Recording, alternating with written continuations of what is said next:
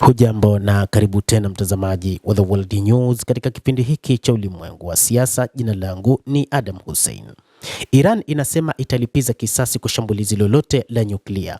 Hata hivyo, Iran inayaonya mataifa ya Ghuba dhidi ya kuisaidia Marekani. Mkuu wa jeshi la Iran ameonya mataifa ya Ghuba na Marekani kwamba kuwezesha operesheni za Marekani dhidi ya Tehran kutachukuliwa kama ushiriki katika mzozo huo, huku mbunge wa Iran akisema Tehran italipiza kisasi katika tukio la mashambulizi ya silaha za nyuklia.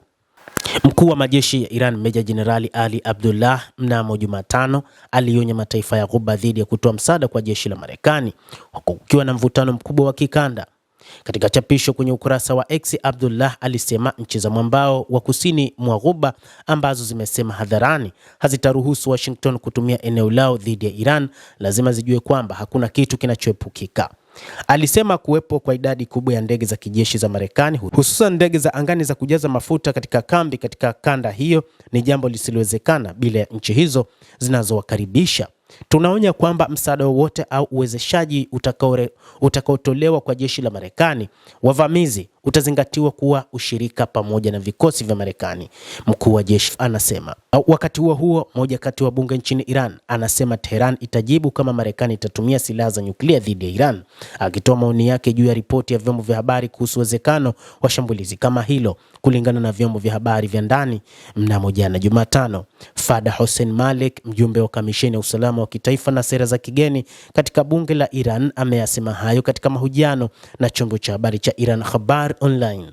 Alipoulizwa ni uwezekano gani aliona kuwa ni shambulio la nyuklia la Marekani dhidi ya Iran, Malik alisema, sikatai hatua iliyochukuliwa vibaya na rais wa Marekani Bwana Donald Trump, lakini sidhani kama angethubutu kufanya jambo hilo kwa sababu hatua kama hiyo inaweza kuingiza dunia katika hatari, anasema Malik. Hata hivyo, mipango hii ya mashambulizi ya kutumia silaha za nyuklia imetajwa katika siku za hivi karibuni na baadhi ya vyombo vya habari ulimwenguni vikieleza namna Marekani ilivyo tayari kulipa kisasi kibaya zaidi cha kuishambulia Iran kwa kutumia silaha za nyuklia, jambo ambalo wa Iran wanasema wapo tayari kwa ajili ya kukabiliana na mipango kama hiyo. Alipoulizwa ni uwezekano gani aliona kuwa ni shambulio la nyuklia la Marekani dhidi ya Iran, Malik alisema, sikatai hatua iliyochukuliwa vibaya na rais huyo, lakini sidhani kama angethubutu. Iwapo hatua kama hiyo itachukuliwa, Jamhuri ya Kiislamu ya Iran pia itajibu, na majibu yake yatakuwa sawia na aina ya silaha iliyotumiwa dhidi ya Iran, aliongeza. Hata hivyo, hili limetoa wasiwasi kwamba Iran huenda ina silaha za nyuklia, kwa sababu namna ambavyo watashambuliwa na wao watashambulia hivyo hivyo, kwa maana watatumia silaha za nyuklia. Mpaka sasa inatambulika Iran haina silaha ya nyuklia, baadhi ya wachambuzi wakisema huenda hizi ni propaganda za mbunge huyo nchini Iran. Kiongozi huyo amesisitiza juu ya kama hii inamaanisha Iran itatumia silaha za nyuklia ikiwa Marekani itashambulia Iran kwa silaha moja. Malik alijibu, chochote ambacho Marekani itatumia wa Iran watajibu, na hakusema wazi kwamba Iran inamiliki silaha za nyuklia. Mbunge huyo pia alionya Washington dhidi ya hatua zake zaidi za kijeshi, akisema Iran ina chaguo nyingi katika uwezo wake na kwamba hatua yoyote ya Marekani inaweza kuleta majibu katika ngazi sawia au hata zaidi. Silaha nyingi na uwezo wa kijeshi wa Iran bado haujafichuliwa, Malik alisema, akihoji kwamba Tehran imetoka kwenye mkao wa kujihami hadi kwa kile alichokitaja kama kuzuia kazi na kukera.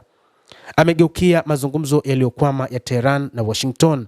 Alimshutumu Trump kwa kushindwa kuheshimu ahadi chini ya mkataba wa maelewano kati ya pande hizo mbili, akisema Iran haitarejea katika mazungumzo isipokuwa kutatuliwa kwa changamoto zilizopo. Malik alisema mazungumzo ya Iran na Oman ni njia tofauti ya pande mbili, na kuongeza kuwa Tehran ilikataa ushiriki wa Marekani katika majadiliano hayo.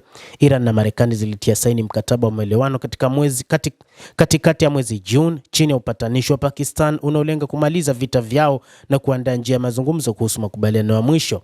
Mazungumzo yamekwama huku kukiwa na mizozo kuhusu utekelezaji wa mkataba huo, yakiwemo masuala yanayohusiana na mlango wa bahari wa Hormuz.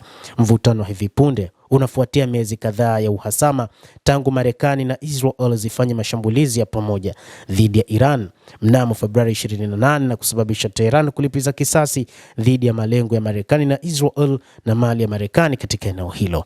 Endelea kutufuatilia mtazamaji, lakini nikusihi usisahau kulike, kucomment, kadhalika kusubscribe channel yetu hii ili upate habari hizi kwa mapana kupitia The World News. Naitwa Adam Hussein.